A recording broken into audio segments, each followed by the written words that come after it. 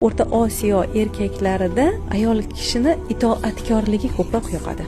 Xo'p bo'ladi degani yoqadi, gap qaytarmaydigani yoqadi, fikrini hurmat qilgan ayol yoqadi, uni kayfiyatini ko'chadan qanaqa kayfiyatda kirib kelganiga qarab kayfiyatiga moslashuvchan ayol yoqadi. Albatta yoqadi. Mana nima siz ildizingiz?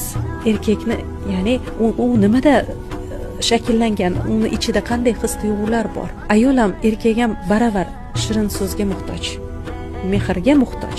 Yigitlarimiz, farzandlarimiz agar onadan kutsa, vaqti soati kelib uylangandan keyin ayolidan kutadi bu narsani va umrini oxiriga qadar, hattoki ayoli vafot etgan erkak ham nima qiladi birinchi o'rinda? Uylanaman deydi. Bu uni xotinbozligidan darakmi? Yo'q. Mehr kerakligidan. Juft kerak, chunki Robbim bizni shunday yaratgan.